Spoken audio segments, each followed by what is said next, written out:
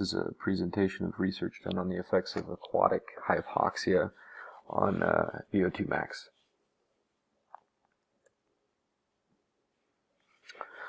So starting off, VO2Max is the measured amount of oxygen your body can utilize during intense exercise. So a VO2Max assessment would be something that determines an athlete's ability to maintain and recover during or from sustained exercise. High intensity interval training can be a viable method of improving VO2Max as well as increasing pulmonary function. There's also the idea that training at high altitude due to oxygen deprivation can also increase a person's VO2Max.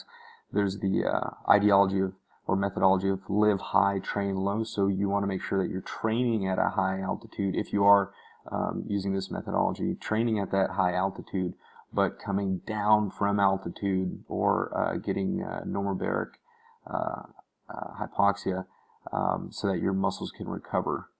Studies show and results have shown that if you stay at altitude during training, your body's not going to get enough oxygen to fully recover to its potential.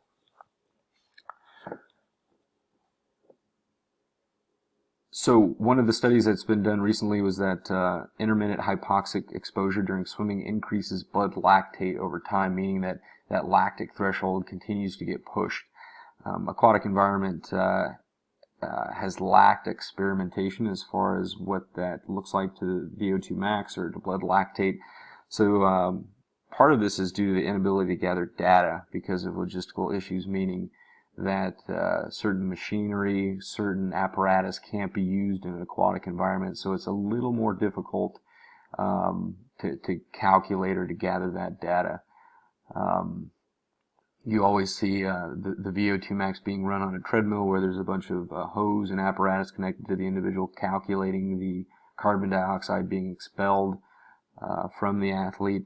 That's a little more difficult in the water. So one of the test that's been used for some time is what's called the 10-meter multi-stage shuttle swim test, or the MSST, and it's been proven to be a reliable and valid field test for aerobic fitness. It's usually done with trained athletes.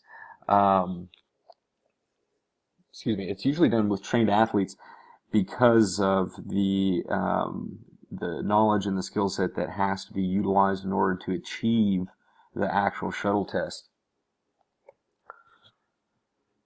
So the problem statement that we're running into is, what are the effects of hypoxic swim training as it directly correlates to an individual's VO2Max? So we know in the swimming environment that hypoxic training is important because breathing is one of the main elements that slows an athlete down. We would be much faster if we didn't have to breathe. So using hypoxic training during swimming has shown great promise as far as speed and dropping time. But what we're going to look at now is what the effects of hypoxic training or holding our breath while we're swimming, what that has on VO2Max. My hypothesis is that the use of hypoxic aquatic training could be a more effective means to increase a person's ability to utilize oxygen during sustained exercise when compared to an average bilateral rhythmic breathing swim set. For those not privy to a normal breathing swim set, an average athlete in high school and college could swim anywhere between 3,000 to 6,000 yards per swimming set, and some athletes could be trained 2 times a day, 3 times a day. Most of those training sessions, however, focus on a basic rhythmic breathing, meaning either going 3 to 5 strokes without taking a breath or before taking a breath. So what this is, what we're hypothesizing is adding hypoxic training, meaning increasing the amount of time before an individual can ventilate, will increase their VO2Max. So the shuttle test is what we're going to be using to calculate the VO2Max, but the methods used to remove oxygen or to create hypoxia, we're taking a sample of 10 females and 10 male trained participants from a pool of high school, club, and college water polo players. The ages range between 18 and 23. And the test, like I said earlier, is a maximal test, which means that it requires a reasonable fitness level. So like I said, these are trained athletes who have experience either on the school, club, or college, high school, club, or college level. So the hypoxia training begins, it's 30-minute sessions for 3 days a week of breath control and submerged swimming sets over an 8-week period.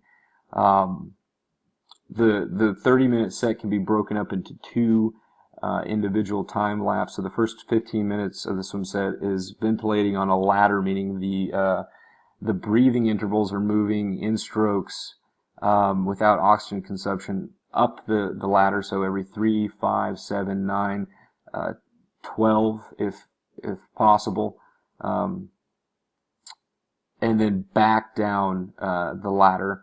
9, 7, 5, 3. So, not 12, sorry, going to 11.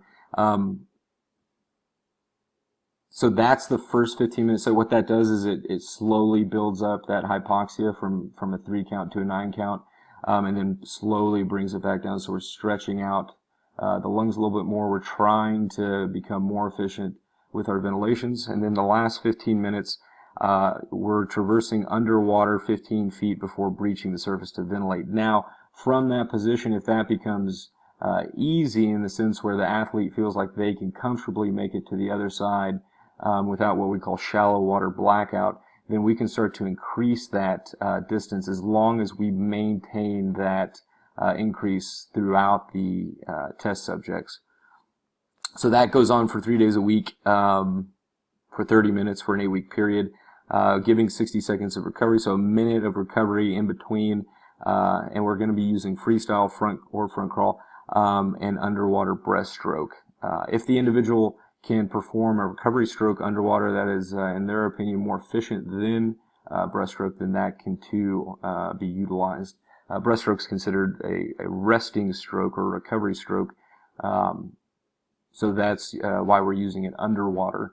In order to maintain a calm demeanor and not utilize too much energy in the swim.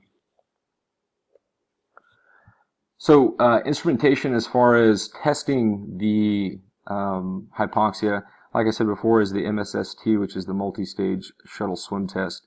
And it's a 2 by 7.5 meter swim out and back, and then we're progressively increasing the speeds, which is controlled by a audio signal, so a whistle or a beep. A beep device, some type of device that's set on a timer, is best. Nowadays, cell phones have quite a few different apps that you can install that you can program intervals with a beep.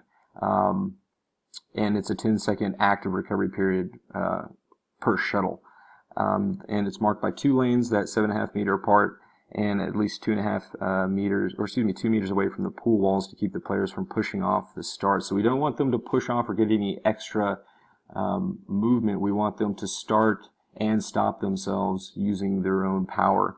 And the test starts with 4 shuttles at a specific time range, then followed by 7 shuttles at another time range, and thereafter the speed continues to increase every 8 shuttles until that athlete or player can no longer keep up with the speed of the whistle or beep.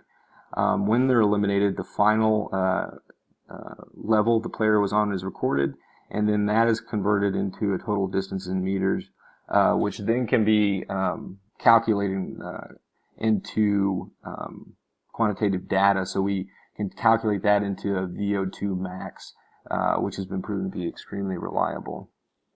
So here we have some statistical tests running from the data. As you can see, there was a large increase in the VO2Max post hypoxia training in our athletes as opposed to the traditional interval swims.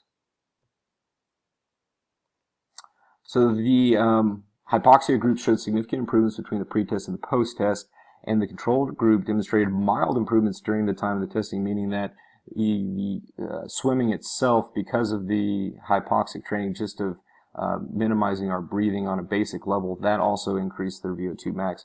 So the results indicate further that a non-traditional interval set can still have a positive effect on athletes' VO2 max, however, not as significant as the additional as the addition of the hypoxic sets.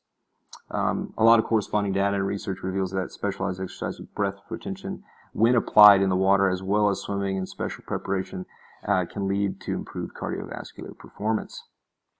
In the future, we're looking at maybe examining the effects of training more frequently with hypoxia, implementing sprint sets into a hypoxic workout, or utilizing an amphibious training, meaning on land and in water while under aquatic hypoxia conditions.